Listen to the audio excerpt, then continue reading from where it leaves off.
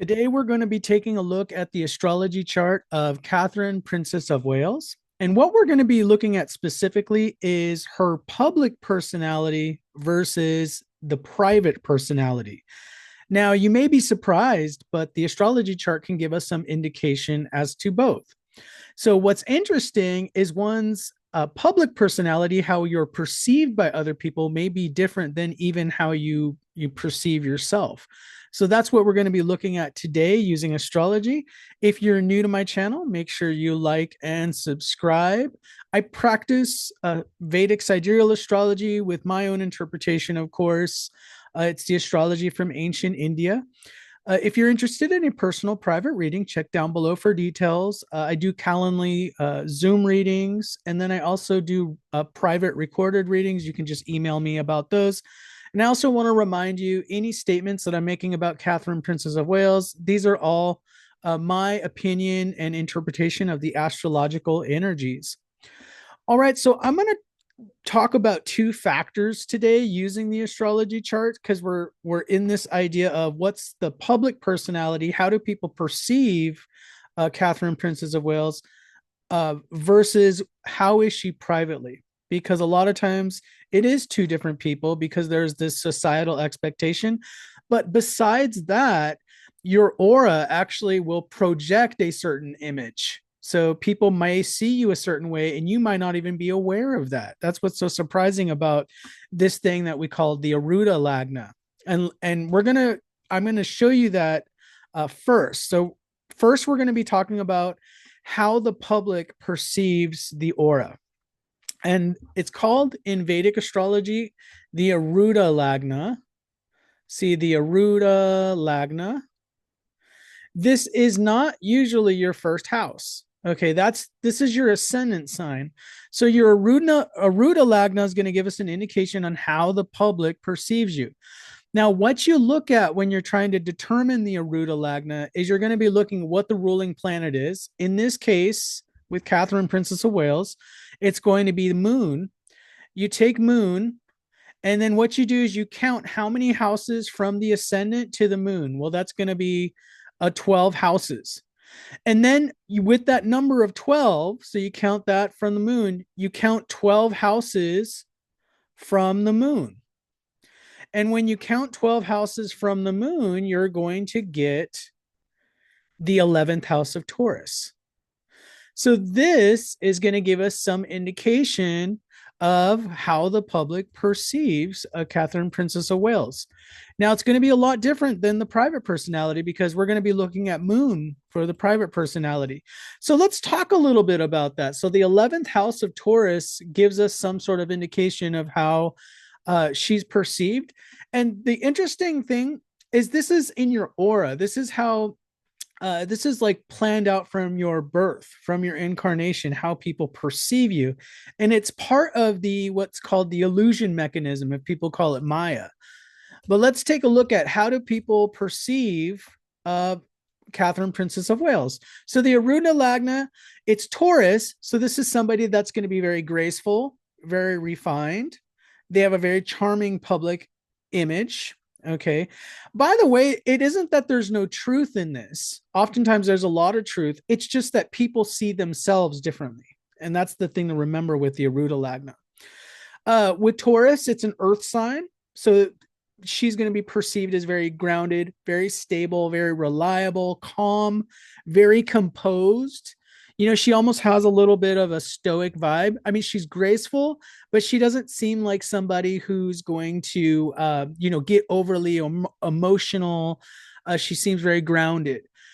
11th house, someone who's socially connected. And the thing I wanted to bring up about the 11th house is this is somebody that could be seen as very popular, somebody who is very sociable, someone who likes to go to social events. They're a little bit of a social butterfly. Okay, so there's a widespread popularity there. And then also, this could be somebody that's very philanthropic as far as they like to give a lot. They like to, they're seen as an icon of the people. That's what the 11th house really represents. So let's go ahead and pull up the chart again. So There's the Arudha Lagna. We could just put AL there. Arudha Lagna, 11th house, a little bit of a social butterfly kind of thing.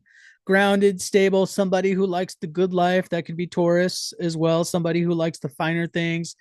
Maybe they even have a keenness towards art, high society, those kind of things. So that gives us some information about, and this is actually a really good one to be a royal. Somebody can have an Aruda Lagna that's like the sixth house and be seen as, conflictive, argumentative. So the 11th house as a royal would be a really good Aruda Lagna to have because it's seen as personable. So when she's going about her royal duties, it's going to be, very good thing to have that kind of perception, be perceived that way.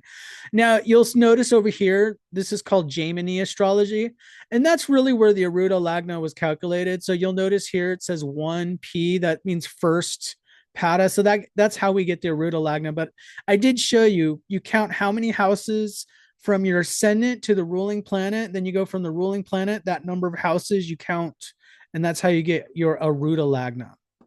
Okay, so a very popular kind of vibe with Catherine, Princess of Wales. But what is her private personality? Now, that's going to be a little bit different. How does she perceive herself? She might not perceive herself as somebody who's very sociable. She might think that she doesn't like going out, being sociable, going out to dinner parties, just kind of being the social butterfly. That might not be who she truly thinks she is, nor does she really like those things.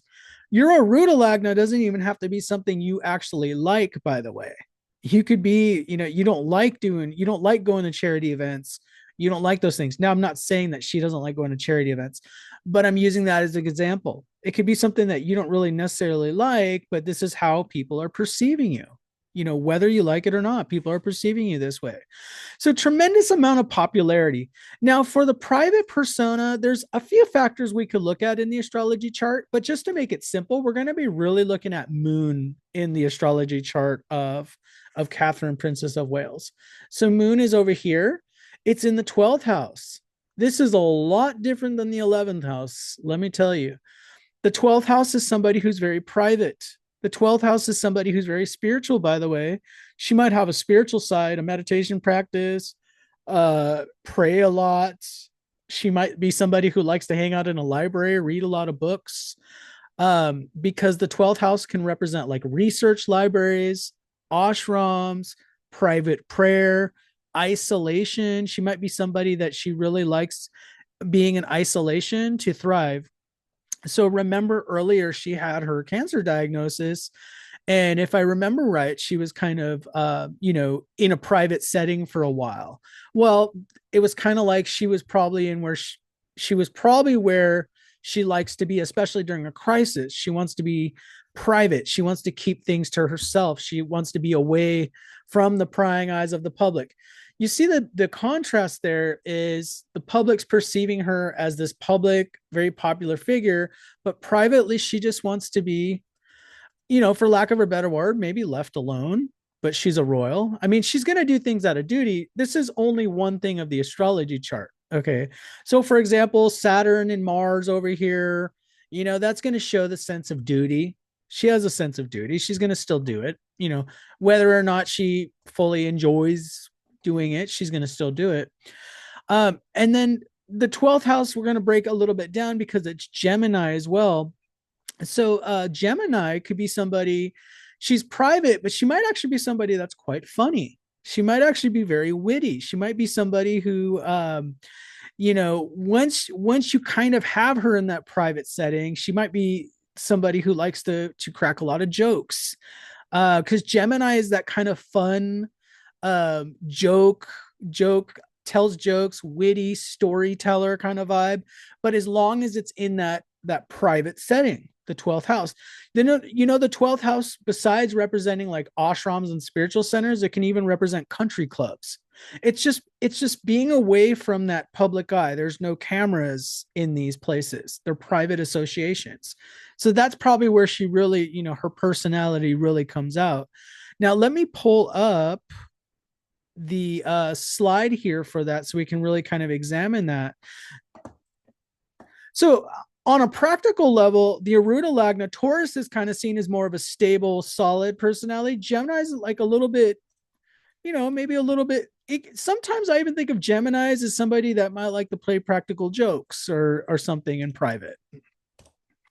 Here's the private personality. By the way, the private personality, especially where the moon is, it's where one, and I put that in quotes, feels at home. So it's where you feel at home. It's where your natural personality is. Introspective and private, that's moon in the 12th house, need for solitude, deep reflection. And by the way, this is with or without the cancer diagnosis. Even if that wouldn't have happened, she still is somebody who may crave solitude with moon in the 12th house. Emotionally restless. Gemini's influence makes her internally curious but prone to overthinking. Now, this is going to be one of the things that's kind of a little bit of an issue, is the overthinking, because the 12th house can represent the imagination. And it's not necessarily, I don't see Gemini being the problem, but you'll notice Rahu's there. So Rahu's next to moon. Rahu can disturb the moon. Rahu can kind of bring about either overthinking, confusion. There's times of like not knowing what to do, because what Rahu does is Rahu overshadows the moon. There can even be times of being overwhelmed, like feeling overwhelmed about things. Again, the 11th house of Taurus, it looks more solid. It looks like more, concrete. And then we have Rahu with moon in the 12th house. It's a little less concrete. There's a little bit less, it's not as sure. There's not that sure footing as Taurus. The moon is exalted in Taurus. In Gemini, it's a different story.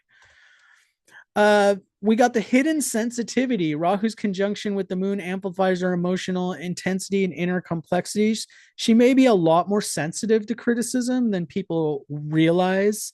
And then also she does have and I'm going to show you right now, she has a Saturn aspect to the moon, which can sometimes make somebody like a little bit melancholy at times. That would be the word that I would use.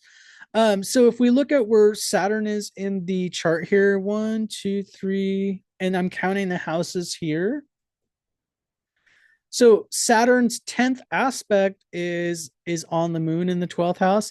So sometimes there might be a feeling of forced isolation. Sometimes when Saturn's aspecting the moon, it can create like somebody who's trying to overcome some pessimistic feelings, some kind of darker feelings, just because Saturn has a very serious side to it too. So it's interesting because Rahu could create a situation where, she has moon in Gemini, she might be very happy and telling jokes, but then when things get serious, they tend to get really serious because Saturn is aspecting the moon and Rahu's there. So things can kind of get maybe too serious, and it can kind of drown out some of that fun at times. I don't think an astrology chart is like this is operating 24/7, but we have to acknowledge the Saturn aspect is there. The Saturn aspect, which can create a little bit of difficulty there. So that's what we got for the astrology chart. The public persona is definitely more of this, this kind of socialite persona. And then the private persona, which it does show somebody who maybe likes isolation. Maybe they're a little bit more private. They do have a little bit of a humorous side to them that maybe the public doesn't see as much. So there's a lot of interesting things to really look at an astrology chart. Now, let me know what you think down below in the comments, and also feel free to contribute and give me some suggestions for other charts to read. Thank you, and I will see you all in the next video.